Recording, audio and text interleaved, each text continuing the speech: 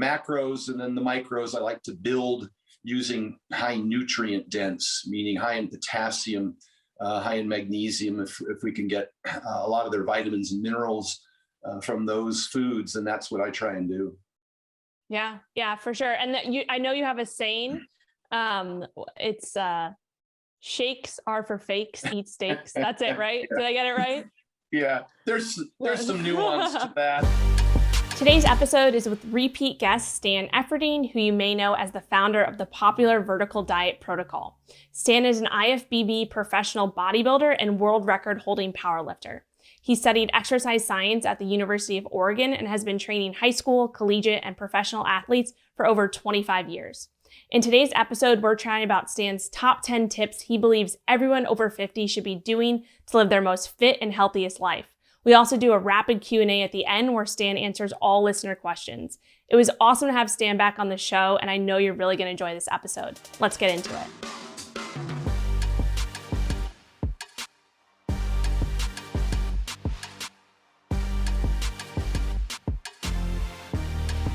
All right, welcome back to MetFlex and Chill. This is Rachel Gregory, your host, and I am here with repeat guest Stan Efferding. What's up, Stan? How are you? Hey, I'm doing great. Thank you. I'm in Albuquerque today. I live in Las Vegas, but I'm in Albuquerque working with John Jones. Some people who follow me might know I'm helping him get ready for his heavyweight title fight.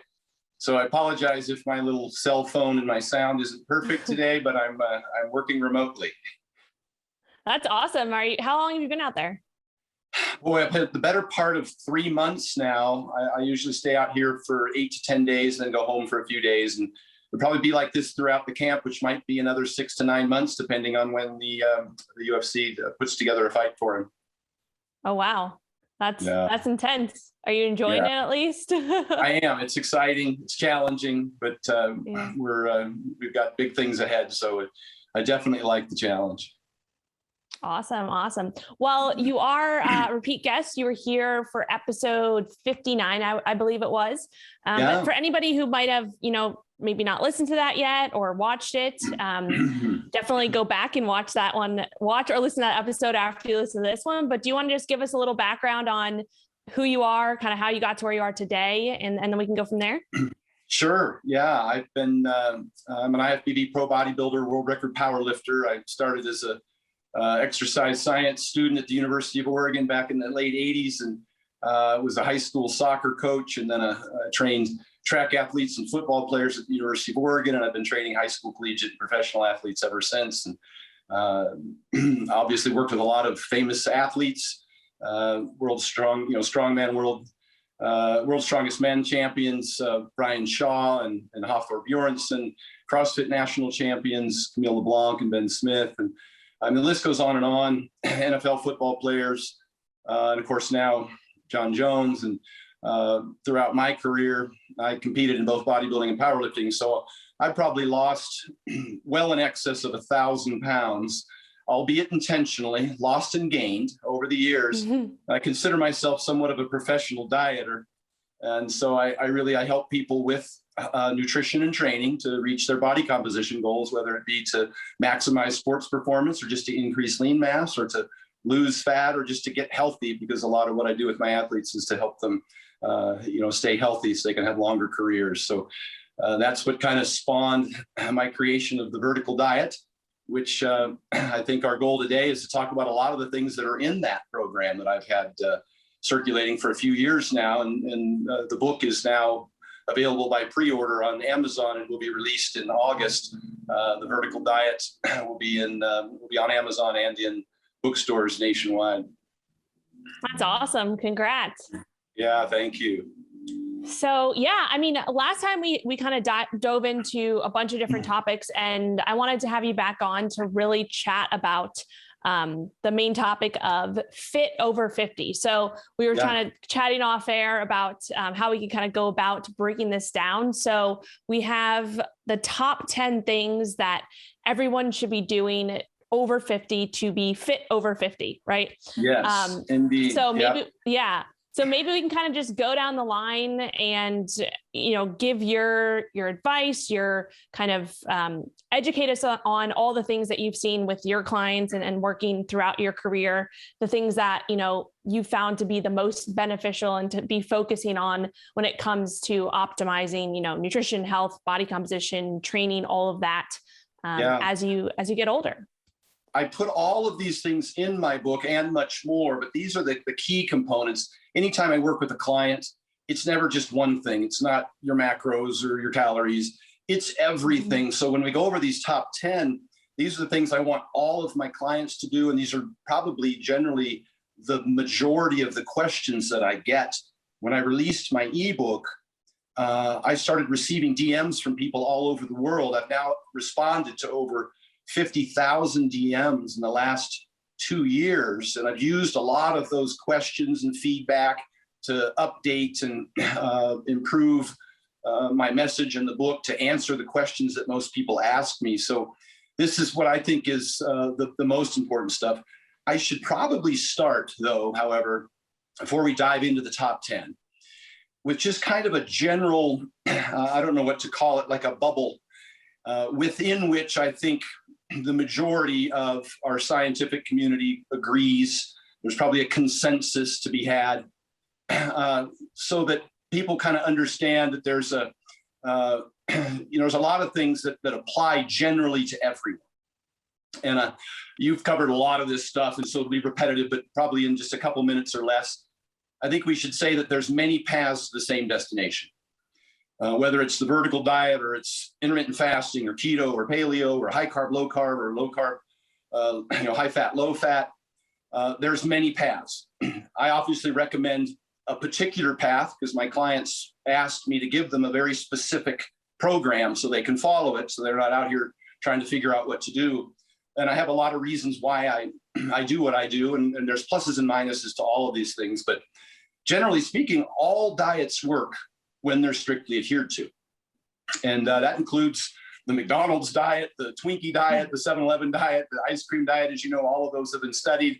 All of those have been shown to provide weight loss when you're in a calorie deficit and can comply. So I always say that the best diet is the one that you'll follow. I've also said that the best exercise is the one that you'll do. And I think that it's well known now that diets should be simple, sensible, and sustainable. And they should be a lifestyle, not something that you go on and off. And we also have seen that about 95% of health benefits are realized simply from the weight loss itself, irrespective of the diet. As I mentioned, McDonald's diet, 7-Eleven diet, all of those diets reduce blood pressure, improve blood sugars, improve lipids. All of your metabolic markers improve simply from weight loss itself. Not to say they're all as easy to follow or long-term that they'll, potentially manifest in different problems. But most important is really the weight loss and your compliance with those diet. I say that dieting is simple. 6 out of 7 people who go on a diet lose weight, but it's not easy. Up to 95% of people gain the weight back within 3 years. They're individualistic. What works for me doesn't work for everyone. What works for most people might not work for you.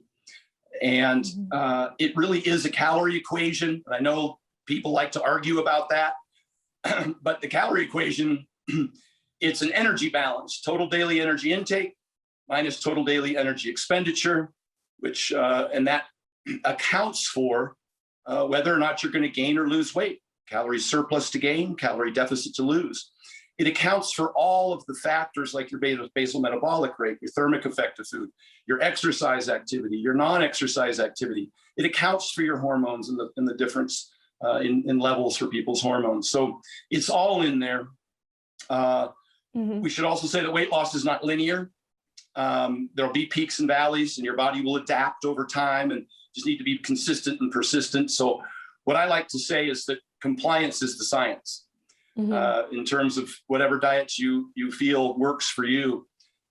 Now, everything I've just said is truthful, but it's not necessarily useful.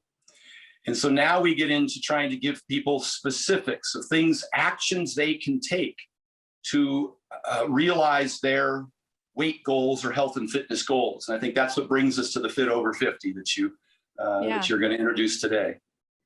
Yeah, I love it. So let's dive right in. And I think the first one is something that I've personally found to be one of the most underrated parts of any transformation, within someone's lifestyle, and it's sleep optimization. So do you want to chat a little bit about that one? Yeah, I get a lot of this stuff from personal experience over the years because I struggled with sleep, particularly as I gained weight. I suffered from sleep apnea. And as a competitor, I found that the better my sleep was, the better my performance was, better my body composition was, obviously. So, but Dr. Matthew Walker is a great resource that I follow, who covers all this stuff in great detail. The top things are try and get 7+ hours of sleep a night. I get a lot of people asking me questions about their energy or their appetite or things like that. And they want to find out if there's appetite suppressants or B vitamins they can take. And really the foundation is that they're just not getting enough sleep, which would probably cure or curb those problems. Sleep apnea, as I mentioned, is a huge one. A lot of my big athletes or people just as they've gained weight, or even people with a thick neck girth, weightlifters who are even in decent shape, can have some sort of crowding of the airway and end up with apnea. And that causes high blood pressure, high blood sugars, high appetite, obviously all the energy problems that we discussed. So sleep apnea is something that has to be remedied ASAP. Get a sleep study, get a CPAP. It's like a 99% cure until such time that you can lose weight and relieve yourself of the symptoms. And then there's just like sleep hygiene stuff, cool room, quiet room, dark room, avoiding blue light, your phones and televisions, waking up at the same time every morning and getting exposed to sunlight. That's one of the first things that sleep scientists will recommend that you do. Has a dramatic effect on starting your circadian rhythms, helping with your helping you to get to sleep at night better. It just kind of sets the clock for you. Taking a warm shower before bed helps actually cool the body. It sounds counterintuitive, but it does. Helps cool the body. Taking magnesium is very helpful with dinner. If you're going to take naps, take them earlier in the day, 20 to 30-minute naps so you don't get into REM sleep and end up groggy. Something like writing out a worry journal has been shown in science to be very beneficial for helping you get to sleep because it kind of relieves stress. And then reducing caffeine. Different people metabolize caffeine at different rates. And so the time of day that you consume caffeine, depending on who you are, it may keep you up in the evening. And then lastly is that some people get up a lot during the night to go pee. And that happens with apnea because when you sleep, your body releases antidiuretic hormone, which helps prevent the kidneys to keep producing urine during the night. If you don't have apnea, another thing that benefits that is to take a little bit of sodium before bed. It increases antidiuretic hormone and may help you sleep throughout the night. So that's a checklist that I give all of my clients to help them optimize their sleep.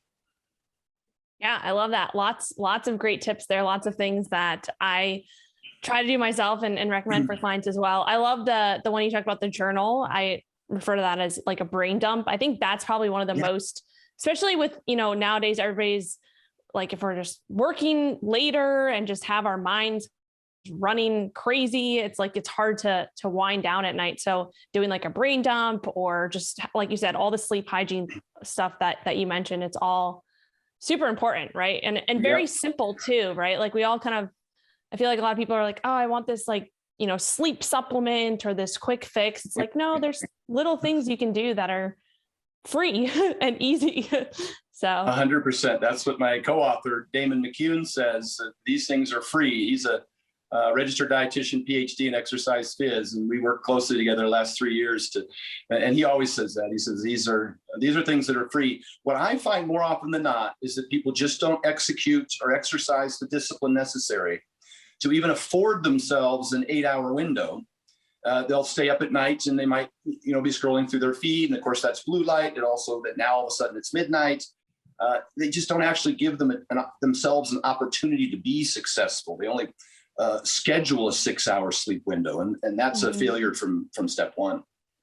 Yeah, for sure. For sure. Awesome. All right. So the next one, and for this one specifically, weight management. So we talked about how, people can be very successful with losing weight, right? But it's kind of what happens next, especially for those who are, over the age of 50. We know that hormones are changing, things are changing throughout our body as we're getting older. So what would you say in terms of, weight management after 50 and what you've seen to work for your clients and yourself? I'll give you the big rocks in terms of weight management. It is a calorie equation. There's no question. There's a lot of things that can affect your ability to comply with calorie deficit. A big one is increasing your protein intake. Get plenty of lean protein daily. I look for probably 35% of your total calories, a gram of protein per pound of body weight. That's a great way to get started. The thermic effect of food is higher, the satiety is higher. And then we go on to satiety from there. We look at things like increased fiber intake, increased high satiety foods, things like boiled potatoes and oranges keep you fuller longer, obviously, than processed foods. Fiber, I mentioned, so we'll throw salads in, particularly with meals that you may get hungry after, like dinner. Generally, people overeat. The majority of people overeat at night before bed. That gets us back to, if your sleeping window's longer, you're awake less, and you have less opportunity to eat food. And we talked about the hormones released from not sleeping enough, the ghrelin that just makes you hungry. So satiety is the big thing. We said that 90% or plus people probably will regain the majority of their weight within 3 years. And there's two reasons for that. They get hungry and they get tired.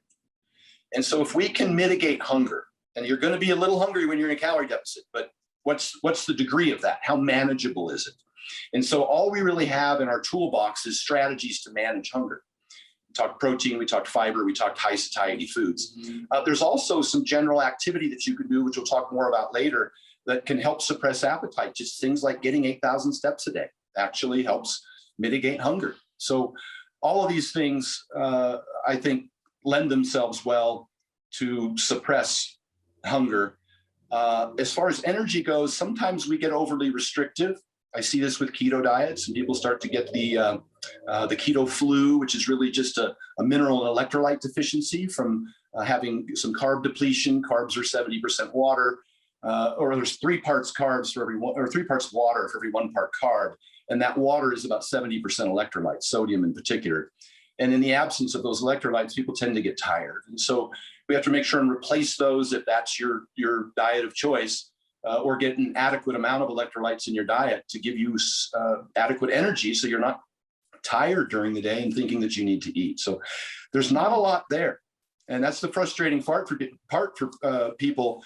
And we don't really have a lot of other tools, which is frustrating for us as diet practitioners, that we'd like to give them something that make this easier on them.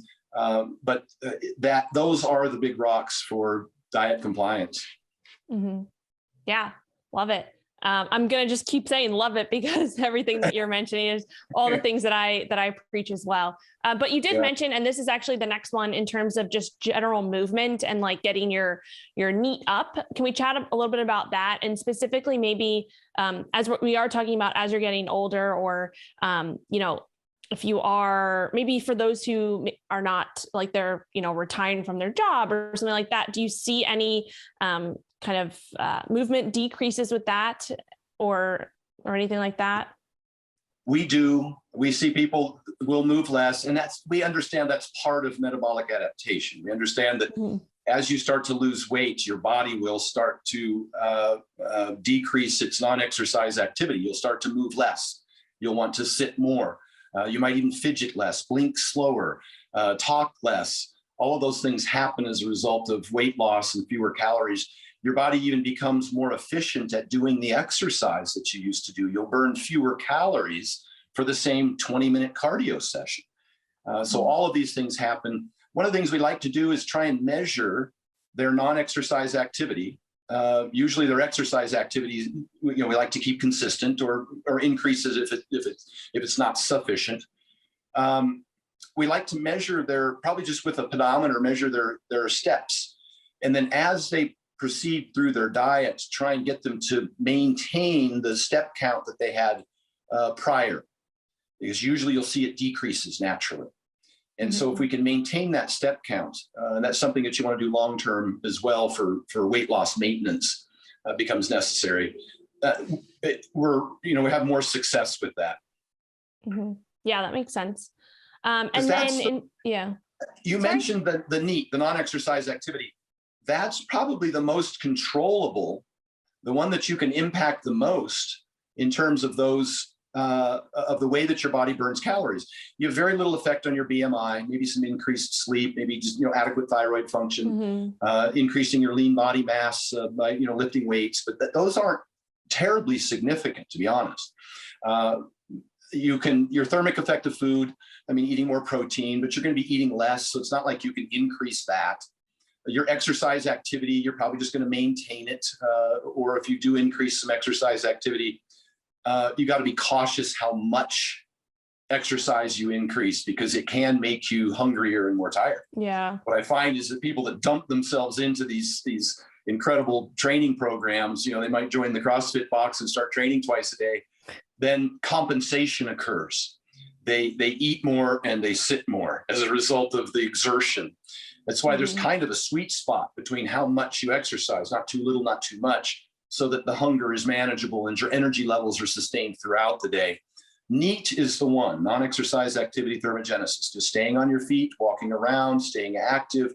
That's the one that you have the greatest influence over if you can monitor it and continue to maintain it. The difference between a sedentary individual and an active individual might be over 1,000 calories a day.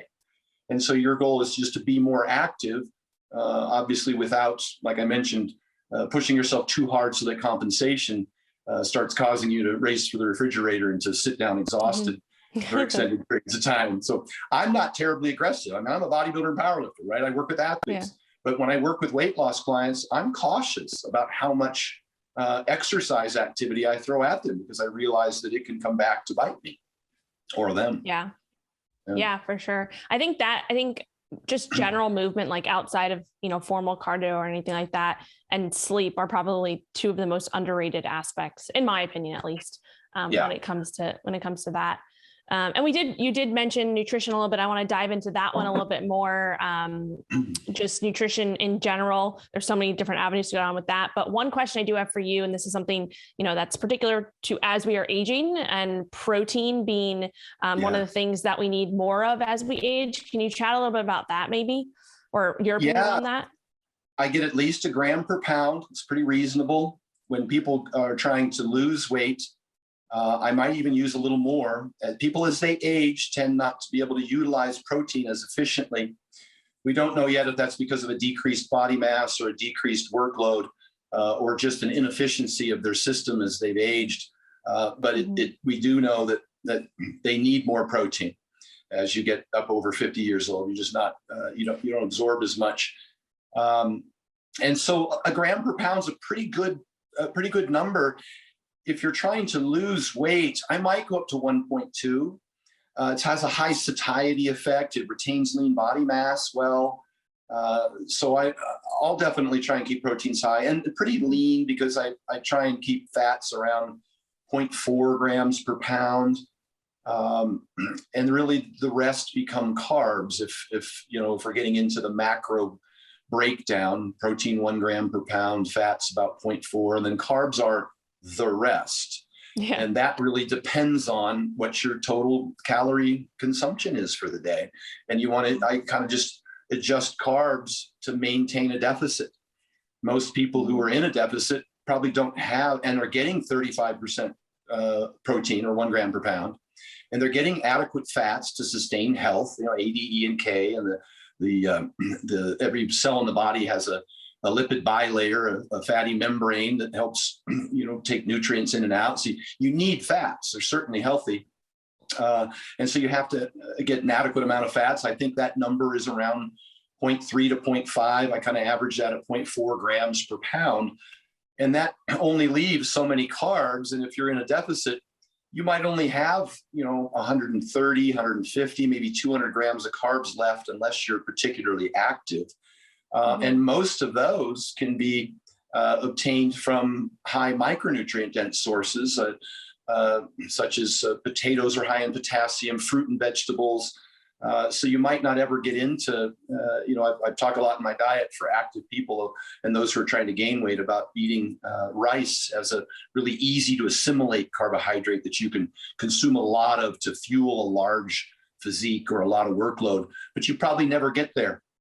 When you're in a calorie deficit for most people, you're probably eating more fruits and vegetables, and you even get some carbohydrates if you're eating like a Greek yogurt has a lactose carbohydrate. So that's kind of the foundation in terms of macros, and then the micros I like to build using high nutrient dense, meaning high in potassium, high in magnesium. If we can get a lot of their vitamins and minerals from those foods, then that's what I try and do. Yeah, for sure. And I know you have a saying. It's shakes are for fakes, eat steaks. That's it, right? Did I get it right? Yeah, there's some nuance to that. I know.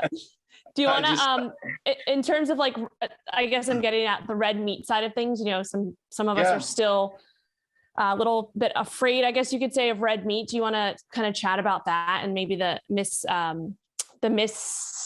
just understanding of that in general?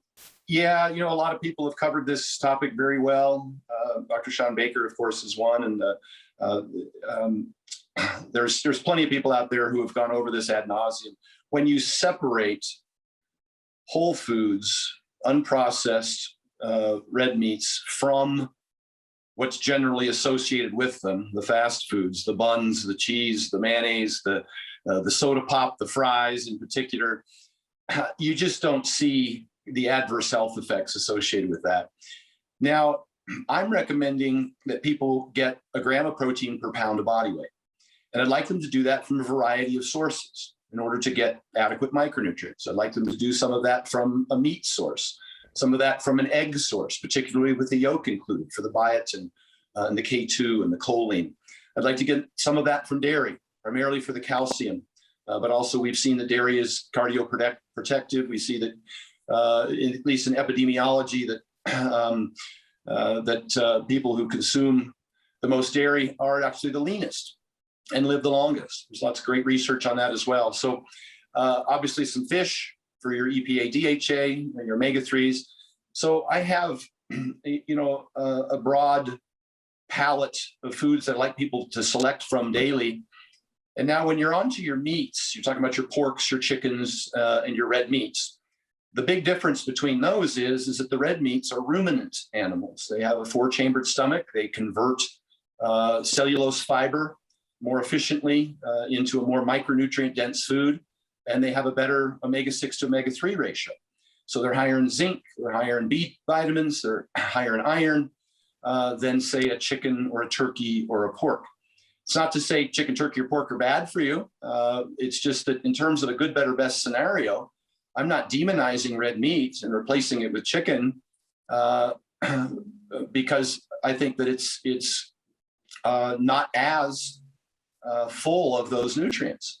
And so I have included red meat as a priority in the diet. You can get protein from other sources. And then I just use leaner red meats if people need to start bringing their fat content down. You go from a ribeye to a New York to a top sirloin, maybe even to a sirloin tip or top round. You've dramatically reduced your fatty content because you will have fats in the steak, you will have fats in the whole eggs, you will have fats in the salmon. So there's going to be plenty of fats in the diets just from those protein sources. Dairy is fine full fat if you have room for it in your fat macros in your diet. But you can use a leaner dairy as well to afford yourself the opportunity to eat the eggs and the salmon and the little bit of the fats that are in steak. And steak's over 50% monounsaturated fat. Ruminants are, when I say steak, I mean beef, bison, deer, lamb, all of those things are ruminant animals and have a better omega-6 to omega-3 ratio. They have better, again, higher iron, B12 and zinc, carnitine, creatine. I mean, the list goes on as to how they're superior in terms of micronutrients. I don't know if the comparison's been made between steak and chicken in terms of performance outcomes, but I know it's been made between egg whites and whole eggs. We've seen a number of studies now that show that when you equate for protein and calories, and you take two groups of people that work out, the group that eats the whole eggs has a much improved hypertrophy and strength result from that study, from that session. The authors would suggest that it was because of the micronutrients, because of the increased vitamins and minerals, the biotin and the choline and K2, et cetera, that's in the egg yolk. They think that that is a factor, all of those micronutrients. And so I feel the same way about steak as compared to chicken. I feel like it's just a more micronutrient dense food. It's easy to digest. And so I do recommend that. Yeah, for sure. I agree. I think especially when it comes back to the eggs thing, like I always recommend, because we know egg whites are obviously all protein. So it's, going to be a little bit lower calorie if you're trying to, play that calorie, or add up your calories and all of that. So I always recommend, at least having one egg and then maybe add the rest egg whites if you're trying to manage that. But exactly. There's definitely ways to make it work for sure. So yeah. Awesome. And, all great tips. A lot of what I recommend, having been in the bodybuilding figure physique bikini industry since the late 80s, I started competing in 1986. I've seen the damage that the over-restrictive diets have done, particularly to women, with the female triad, with the anemia, the low iron, with the calcium deficiency. I've seen it with track athletes in college. There was probably a big to-do recently about one of the Nike athletes who ended up getting very deficient and having bone mineral loss, and ultimately she was suffering from shin splints, etc. I see the suppressed thyroid. I see the amenorrhea, the cessation of the menstrual period. I've been seeing that for 30 years. And it's the result of eating just egg whites, tilapia, and broccoli every day for months on end to try and appear on a stage. Historically, that had been confined to that industry, bodybuilding, figure, physique, bikini. As this industry has become more popular, more and more classes, more and more people competing, the wellness divisions and all that other stuff, the soccer moms in the general population who have no intent of ever getting on stage have started adopting those guru diets, those bikini diets, and suffering from all the same problems because they see these women on stage in the best shape of their life and think that's an effective method. And then they end up suffering from all of the micronutrient deficiencies, and they end up depressed, hair falling out, exhausted. Again, the hormones crashed, and they end up at the doctor's office getting shots for what? B12, vitamin D, iron, glutathione. They're in there getting their weekly injections and suffering from all of these problems and getting antidepressant medication. It's tragic. And so oftentimes if people ask me about the vertical diet, I say, as compared to what? As compared to those hyper restrictive diets that you typically, even nutritionists in many cases will start with one of those very low calorie, very restrictive types of diets to get results for their clients that are short-lived, unsustainable, and potentially dangerous for their health. Yeah, for sure. It's like we're getting, like you said, getting these IVs of things where if you just changed, swapped out a few of the simple foods that you have available, you could make such a big difference. So yeah. It's crazy. Awesome. All right. All great tips. Getting on to the next one, that the next kind of topic in terms of Fit Over 50, strength training. Can we chat a little bit about that and the importance of, importance of strength training, especially when it comes to aging and all of that? Yeah, it's huge, primarily because we've seen studies that suggest that the stronger you are, the longer you live. And we know that's one of the number one causes of death for elderly people is the trip and fall. And they end up, then in the hospital and generally don't recover from that, depending on how much muscle tissue they have left. Also for bone mineral density, we see that as people age, they have kind of a deterioration of the strength of their spine and their joints. And so we encourage weightlifting for just about everyone. That's our prescription. And it can be, I guess, you start with what they're capable of. I think everyone should do some sort of resistance training, particularly some sort of axial loading, so that the spinal column stays strong over the years, so they're not all bent forward and weak. And we can do that in a number of ways. They can just do a weighted carry. They can just pick up a couple of milk jugs initially. It kind of depends on your level of fitness. But people are always concerned about like putting a bar on their back or deadlifting. Eventually, we get all of them there. We start with what they're capable of, and we eventually get them all there. But we do like to see them either holding something heavy or, squatting. And initially, like I bought my dad one of those recliner chairs. He's 90 years old.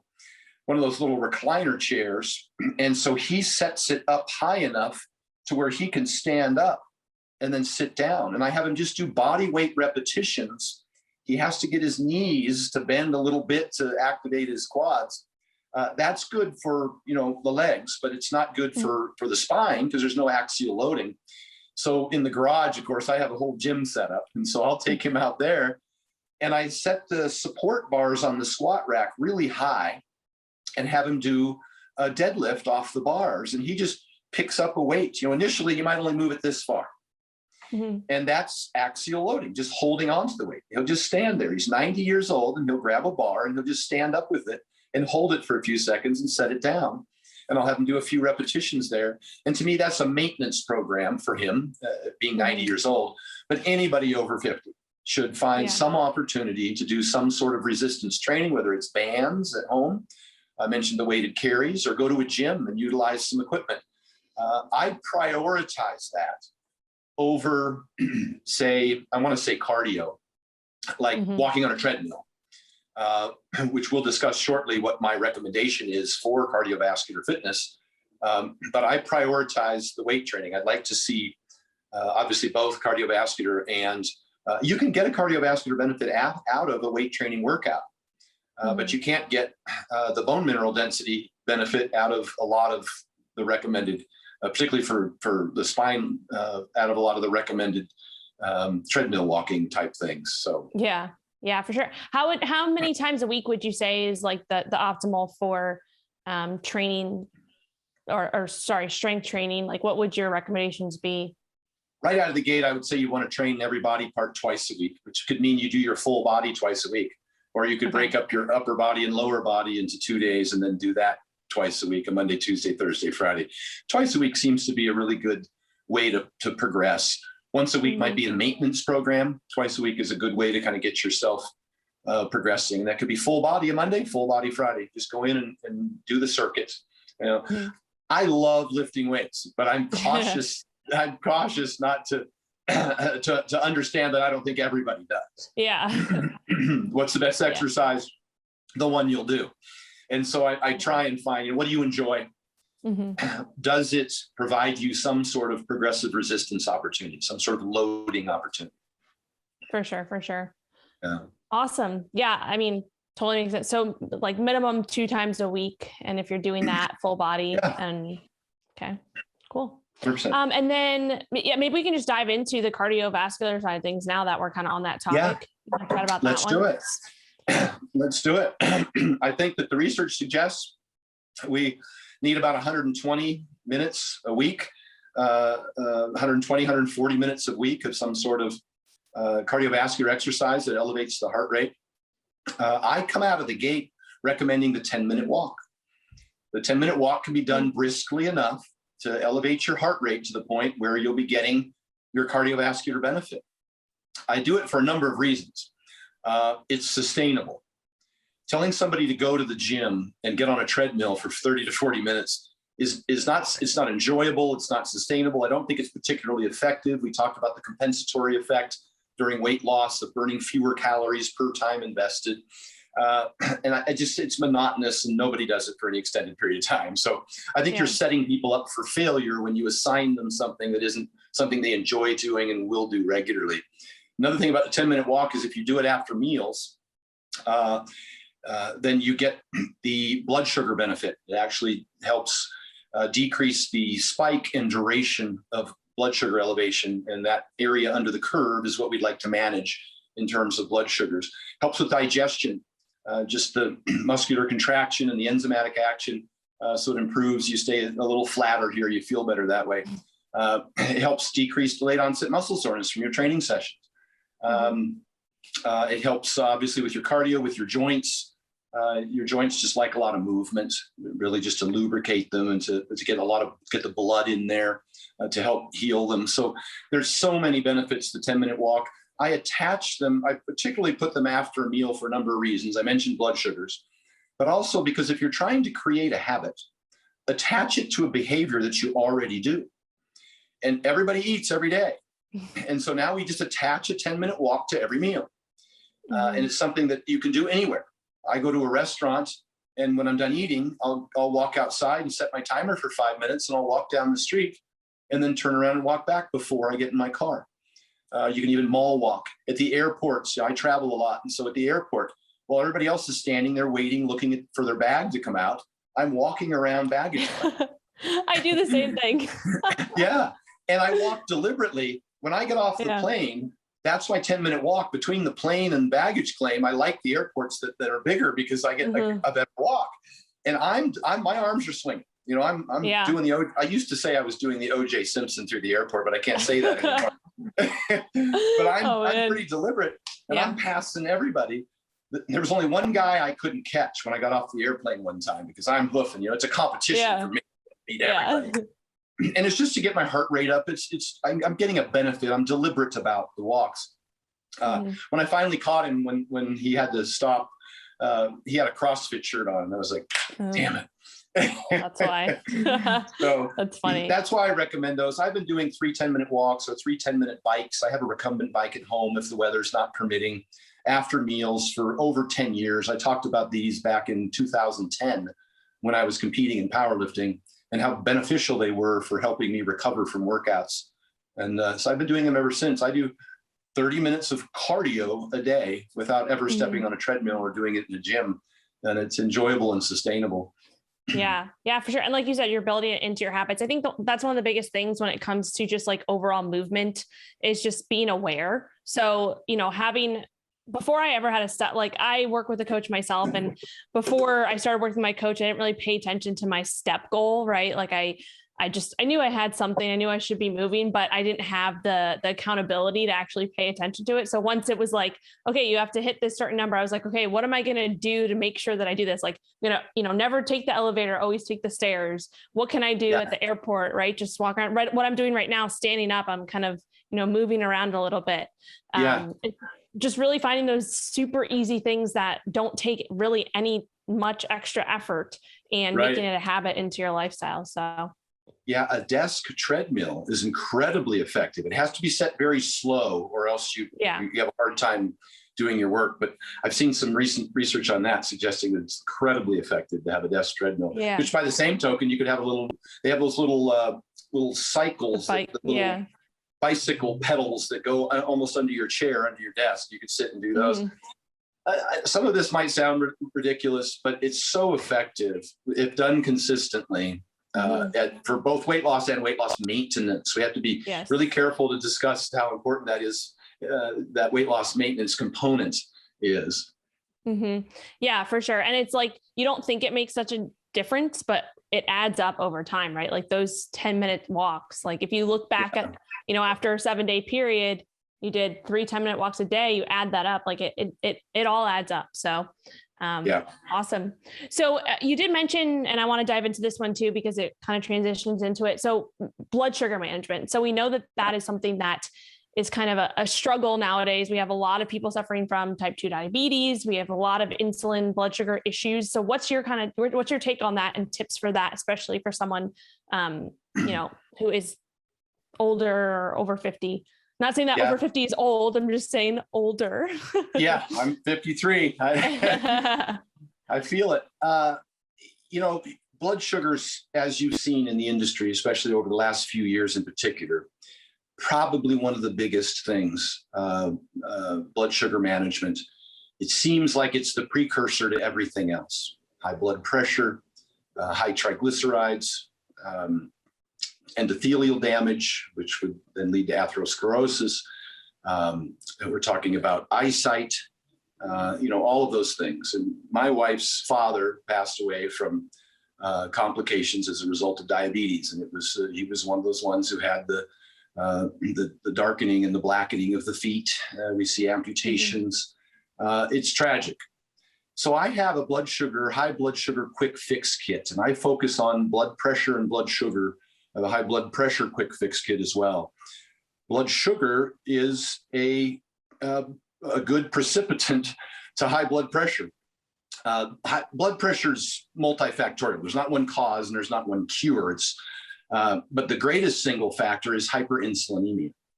And so when you have elevated blood sugars, then your pancreas releases more insulin to manage those blood sugars. And that increased insulin in the system causes the kidneys to retain sodium, which then increases extracellular fluid, which then raises blood pressure. So it all happens as a result of insulin resistance. That's what starts the whole cycle. Insulin resistance is just you're overfed in most cases. The vast majority is you're overfed.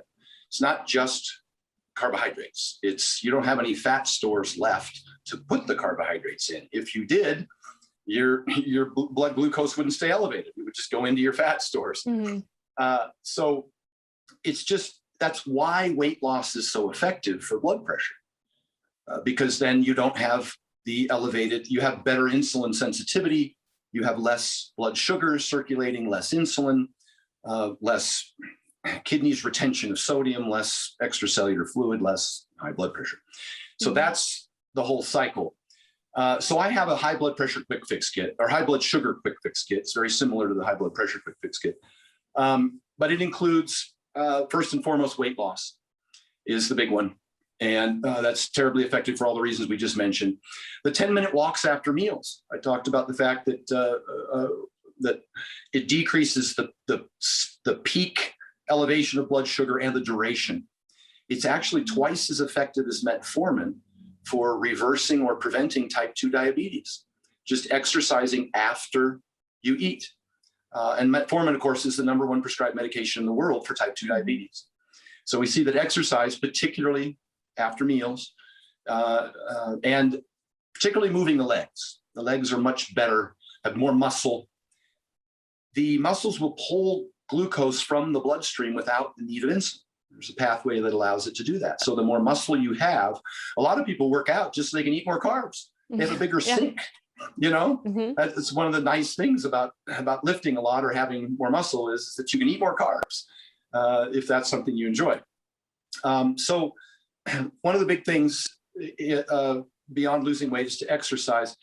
There are doctors who work with type 1 diabetics, insulin dependent type 1 diabetics, who can keep their insulin down to less than 15 IUs a day, which is incredibly low, by doing 20 minutes of Stairmaster after each meal. I know it's a big commitment, but high insulin is something that leads to all of these metabolic problems as discussed, and it's something you do want to control. And if you have a method to do that, such as exercise post-meal or reducing calories overall and losing weight, particularly for type 2 diabetics, type 1 diabetics, you know, they're insulin dependent. So those options aren't available. There was just a study put out, I don't know if you saw Lane Norton talking about it, that just completed. They looked at carbohydrate intake between 10% of total calories up to 40% of total calories and saw no difference in insulin resistance markers, blood glucose and HA1C in particular. And I think they measured fasted insulin as well, which is important because that fasted insulin and triglycerides are, we may talk about this in a bit under another one of my top 10 things. They're called leading indicators of insulin resistance, whereas fasted glucose and HA1C are really lagging indicators. You can have a normal fasted glucose and a normal HA1C for years, if not a decade or more, while you have hyperinsulinemia. Your insulin's managing that for you. And it's so high, it's causing those other problems we talked about, blood pressure, and potentially even the endothelial damage from the blood sugars staying too high for too long in the blood vessels. So getting insulin down is pretty important as part of that list. So the reason I mentioned that not being a big difference between 10% carbs and 40% carbs is because I mentioned that being overfed, having your fat storage is full. Just reducing carbs doesn't solve that problem if you don't lose weight. So it is important that you do lose weight. Next on that list, I think, of high blood sugar quick fix kit is going to be is glycemic load, how much carbohydrates you eat at any given meal and whether or not you can manage that carbohydrate load. I know we talk a lot about the glycemic index. It's not recommended because the glycemic index was created in isolation, with carbohydrates in isolation, without proteins or fats. And once you start eating proteins and fats with carbs, it dramatically changes your glucose spike in your bloodstream. And it's also very individualistic. Some people might have huge fluctuations to one food and not to another, and somebody else can have a completely different response. And so it's how much carbs you need, and it's the way your body responds individualistically. A lot of talk now about about glucose monitors, and using those to be able to determine which carbohydrates affect you, if you want to manage that using a continuous glucose monitor. So after that, things like sleep apnea, getting enough fiber, adequate vitamin D intake, adequate magnesium intake, potassium, another big one in terms of managing cravings in particular. Potassium binds to glucose to form glycogen in the system, so that kind of helps with cravings management, to be an overeating prevention. And then what we found is that people think when I say lose weight that you might have to lose a ton of weight. You don't need a six-pack to be insulin sensitive. You need to lose about 7% of your body weight. Okay. I do this even with huge athletes that I don't want. I have them cycle their weight, periodize their weight throughout the season. I don't like them to stay heavy all year round. Powerlifters, offensive linemen in football, strong men, I don't like them to stay heavy. Even shot putters and discus throwers at an Olympic level or national level. I make sure they diet down about 7% of their body weight. That's the number I throw at them. Hafthor was 440 pounds. I had him come down to high 390s to dramatically improve all the problems he was experiencing as a result of metabolic syndrome, fatty liver disease, high blood pressure, high blood sugar. 7% body weight will resolve 95% of fatty liver disease, as tested by biopsy. Now, if you want to potentially fix the beta cells of the pancreas, which often are affected by diabetes or type 2 diabetes, you need to lose about 15% of your body weight if you want to get your system working again. Okay, because that's another big problem. So those are some numbers. So if you're a 300-pound person and you lose 20 pounds, you're going to have a dramatic improvement in your insulin sensitivity. And if you lose 45 pounds, you can cure. We talk about type 2 diabetes as a managed condition, but if you can get your pancreas and the beta cells of the pancreas to start effectively releasing insulin again, then with just a 15% body weight loss, we've seen that you can cure type 2 diabetes. I use the word cautiously. Yeah. So that's my high blood sugar quick fix kit. No, I love it. I think it's one of those things we talk about with anything that comes to, health or nutrition. It's just a lot of us try to put these Band-Aids on things rather than, getting to the root cause and actually fixing what needs to be fixed versus just kind of slapping a medication or whatever it is on top. So I'm going to mention it one more time, specifically here under blood sugar. We've talked about it previously, and it seems to be a recurring theme, but protein. Increasing protein intake helps with blood sugars. It helps ameliorate the elevation of blood sugars. Eating protein first in a meal actually is a strategy you can use to help decrease the peak and the duration of blood sugars. Eating protein earlier in the day, like for breakfast, seems to show that subsequent meals have an ameliorated blood sugar elevation. These are little things, but strategies you can utilize. I ask people to, I say it's multifactorial. The more of these things you do consistently, the better your results. Love it. All great tips. I I'm a huge fan of protein, so I love that. Yeah. So you did mention so that was a blood sugar quick fix, just the main things to focus on with that. In terms of blood pressure, do you want to chat about a few of those things? Yeah, let's hit those real quick. Lose weight, resolve sleep apnea. That can increase blood pressure by 20 points. Hypothyroidism, low thyroid, can have an adverse effect on blood pressure. The 10-minute walks are huge. Blood sugar quick fix kit goes right in there in terms of managing blood pressure. Potassium in the diet really helps. Increasing potassium in the diet really helps with maintaining your water levels in the body. Calcium, magnesium. Here's another big one that a lot of people don't consider: uric acid. Uric acid has an adverse effect on blood pressure as well. And the biggest contributors to uric acid, we discussed the fact that high purine foods can increase uric acid and cause gout. That's how people generally understand and relate to uric acid. The two biggest offenders are beer, brewer's yeast, really high in purines, and things like sardines, high in RNA and DNA, are high in purines as well. So you got to be careful of those foods because they're so high in purines that they might contribute to uric acid. Having adequate estrogen, getting adequate water, those kinds of things helps mitigate the elevation of uric acid. But fructose can also be a contributor depending on the dose that you're taking. And again, hyperinsulinemia, as we just discussed. So those are all things that go on my high blood pressure quick fix kit. Again, multifactorial, no single one is going to cure the problem.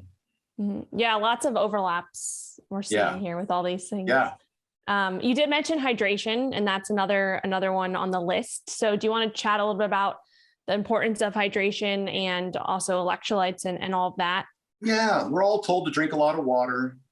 My recommendation is that you make sure to understand that there is no water in the body. It's fluid, and it consists of water and minerals and electrolytes. And so you want to have a balance of that. We all go to the extreme and talk about the fact that you can get hyponatremia from over consuming water, which dilutes your sodium to the point where you don't have, the heart isn't, the signaling, the nerve signaling is compromised, and then you can have problems, particularly with heart palpitations.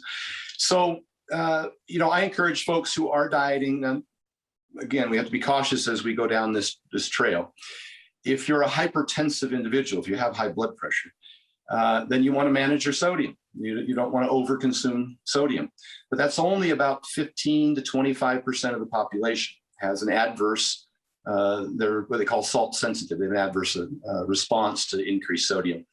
The reason it's important to me to include sodium in the diet because it goes back to energy and it goes back to cravings. When I get adequate sodium and potassium, decreases cravings, helps optimize energy, helps with your workouts, your stamina, your endurance, your recovery, all of those things.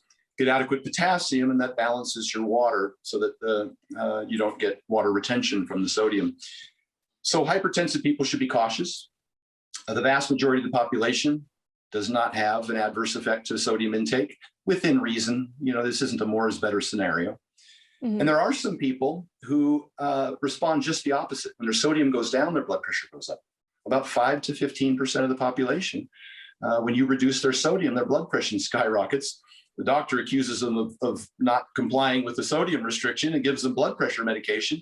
And it's absolutely a poor choice for those people to do that. So some people may need to seek a doctor's help determining kind of where they lie on that spectrum if they have elevated blood pressure. So if you're not eating fast food and you're not eating a lot of packaged food, which you shouldn't be on a diet anyhow, right? Then you're not getting adequate sodium for most people. Somewhere between 3 to 5 grams a day would be I think a very safe, I think the research suggests and supports this, about 3 to 5 grams a day of sodium. The research that's out there on, let's say, the DASH diet, the low sodium diet, again, it doesn't apply to everyone. And one of the biggest, I think, influencers of blood pressure with decrease with the DASH diet is they dramatically increase fruits and vegetables. They increase potassium intake.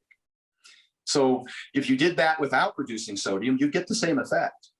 Plus, you would have the added benefit of having adequate sodium so that your food tastes good, so that your energy levels stay elevated, and so you can exercise longer, stronger, and harder and recover better. So I would just suggest in terms of hydration that just drinking water for most people is not adequate. And you should get some sodium.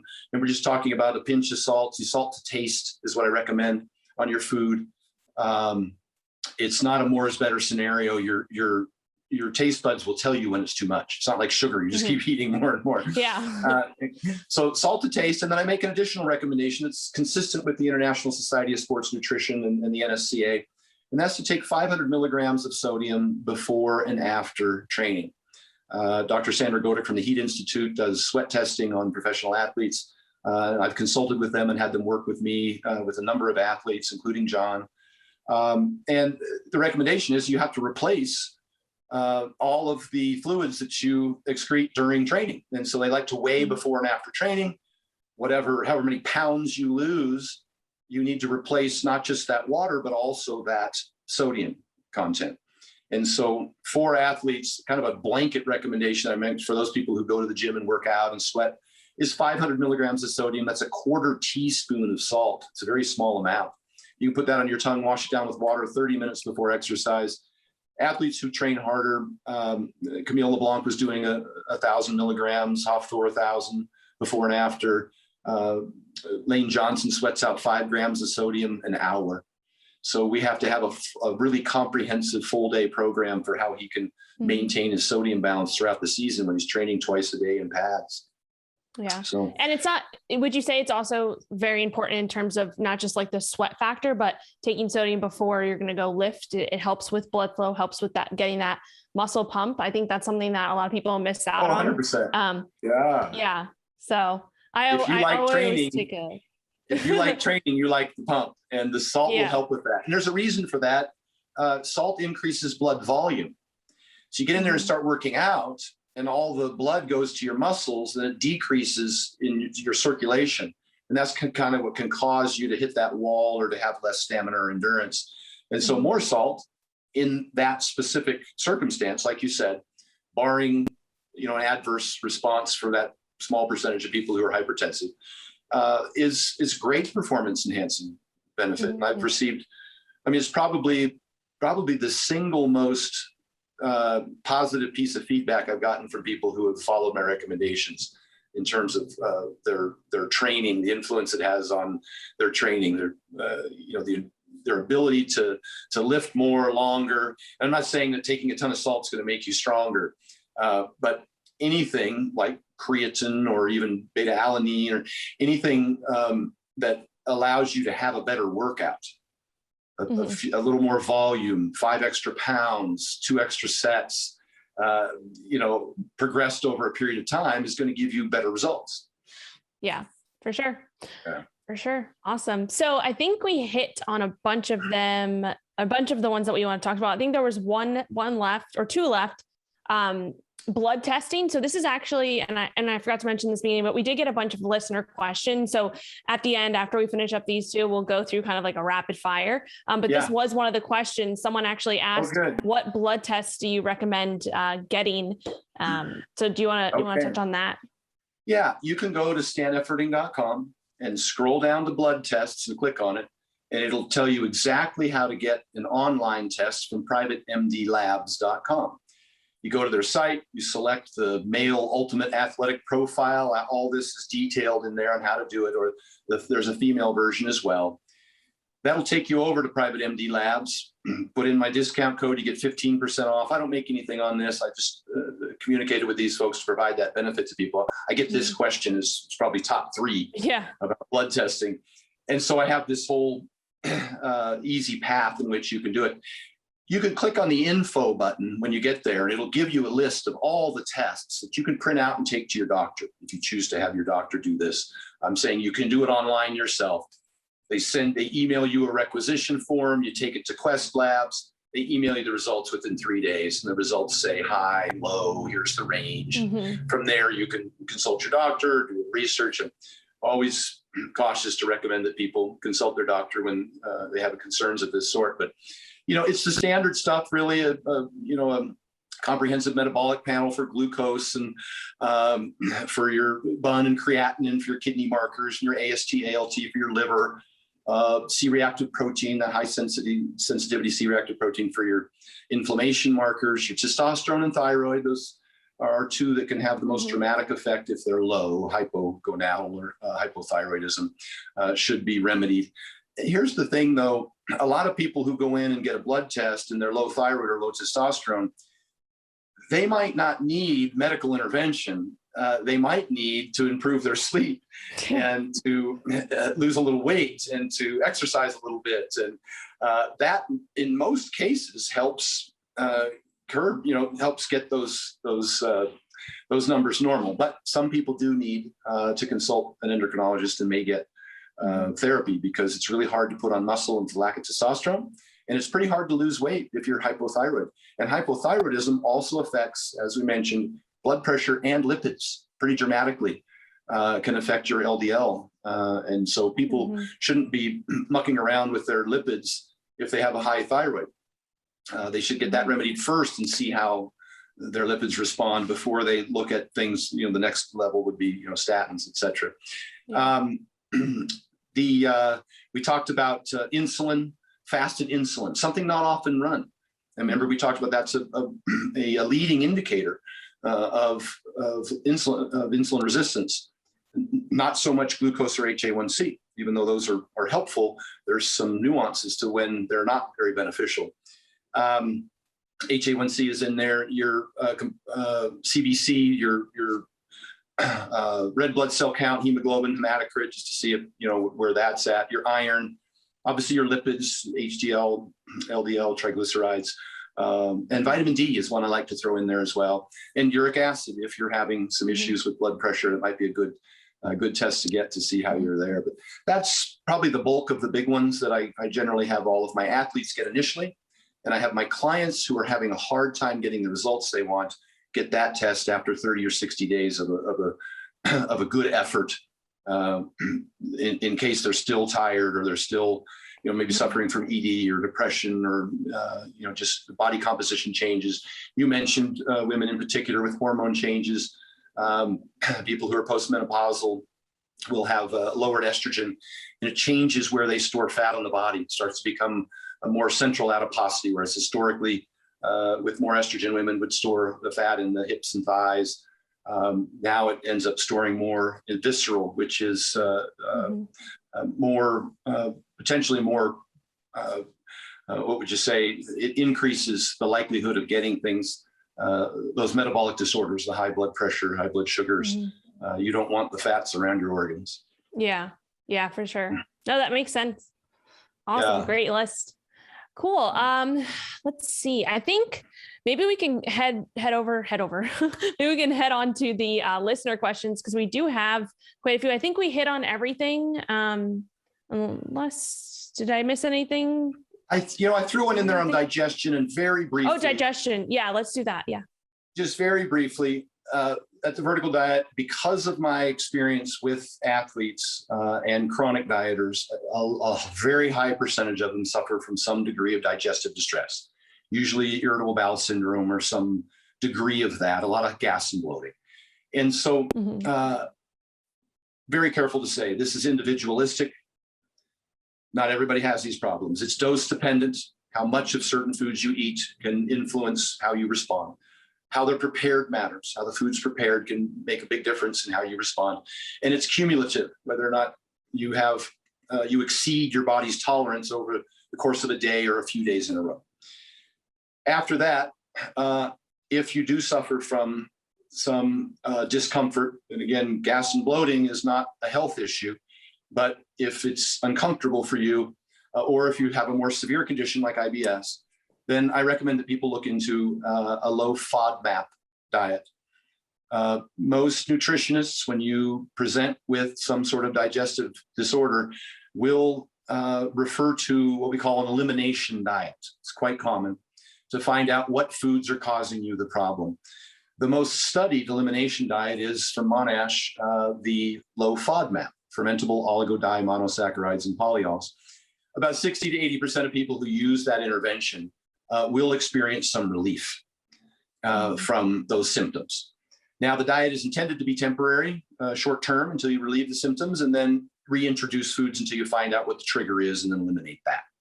So I do steer people in that direction who have those problems. And that's about all I can say about digestion. I'm going to throw a bonus in here because I've said compliance is the science.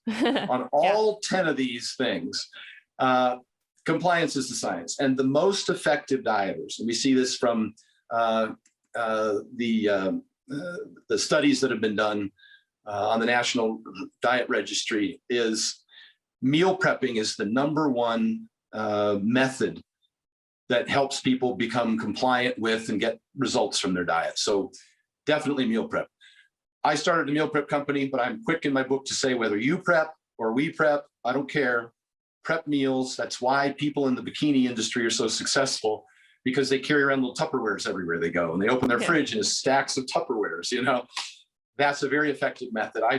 I travel all over the world. I pack my meals in these thermos because they keep them hot, and so I can sit there on the plane and eat meals, and keep my food warm.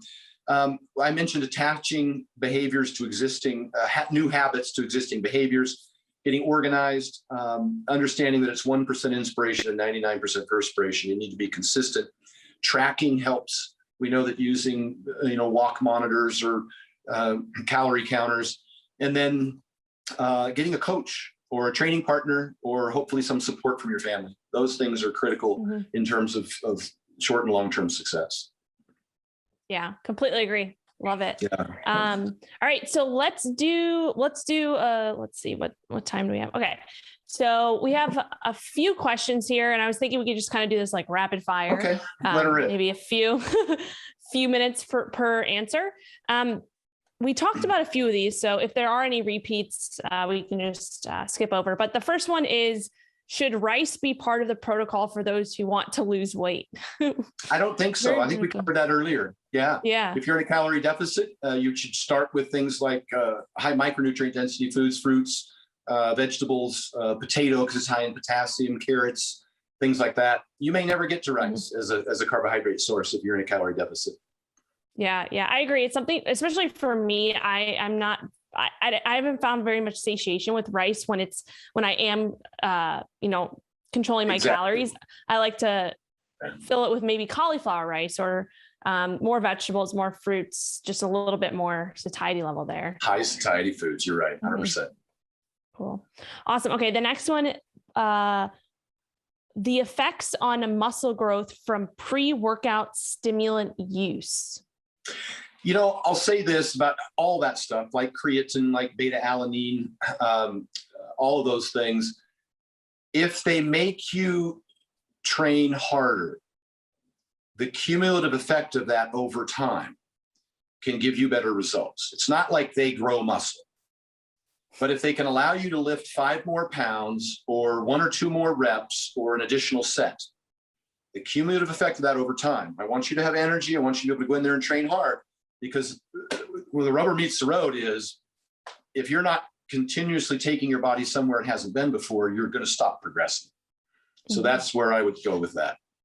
Okay. I agree. Well, I know this is supposed to be rapid fire, but I just want to add something there with the stimulants. I think it goes back to the first thing you talked about too, which is sleep optimization. I think a lot of people abuse the stimulants in, 100%. To make up for that. I say with respect to caffeine, people think I shit on caffeine, and I don't. I just say that people use it as a crutch to compensate for poor sleep, poor hydration, and poor nutrition. And if you wake up in the morning and you need a cup of coffee, you got a sleep problem.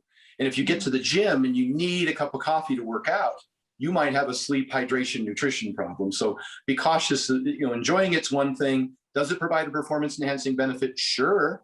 But if you're in a hole and it only brings you back to, just being able to go to the gym, that's probably not beneficial in terms of giving you a super physiological benefit. So I'm always cautious to say, why are you doing it?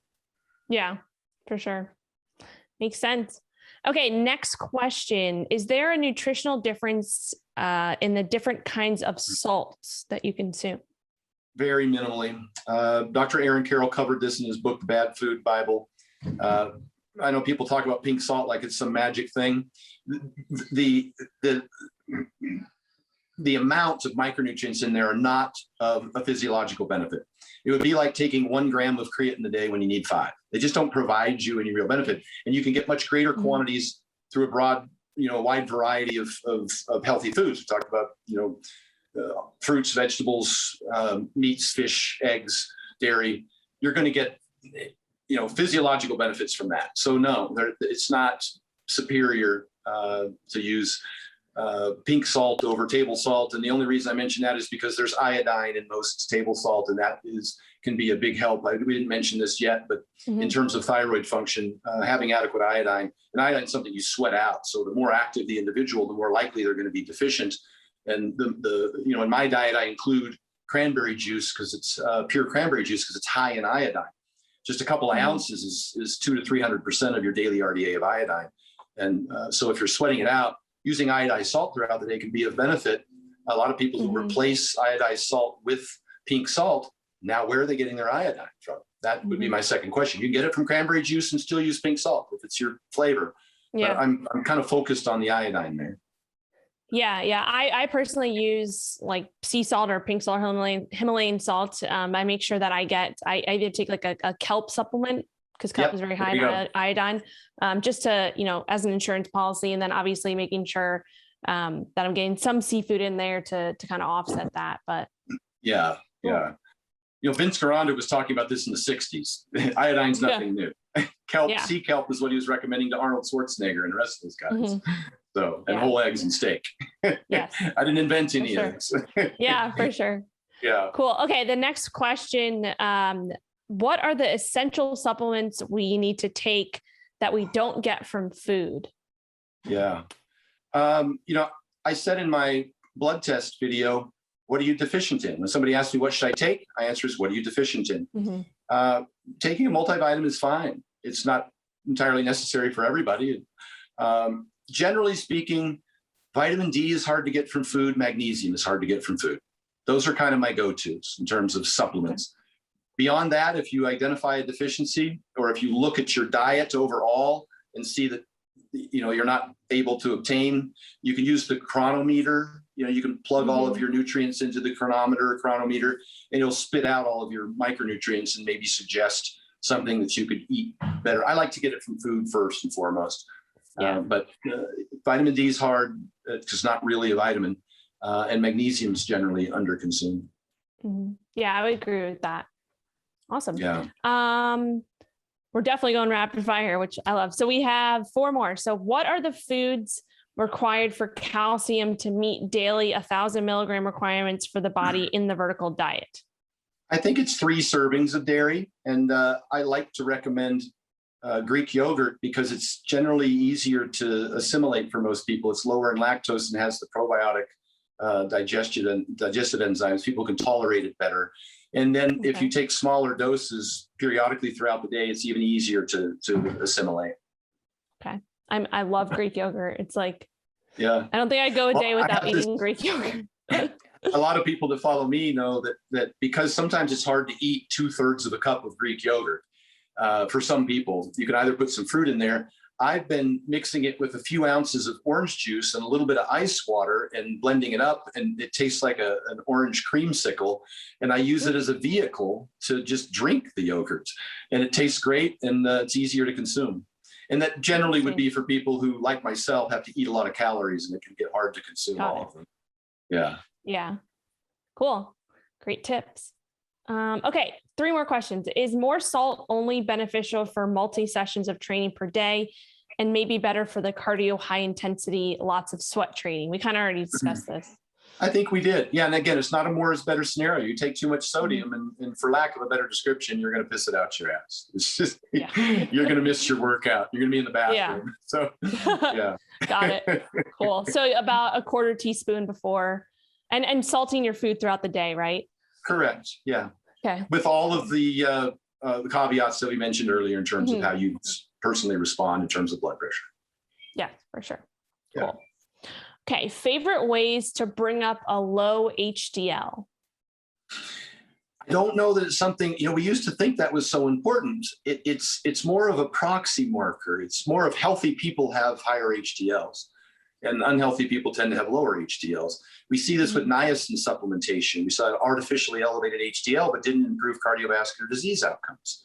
And so obviously, increasing saturated fats is going to increase HDL, but it might also increase your LDL.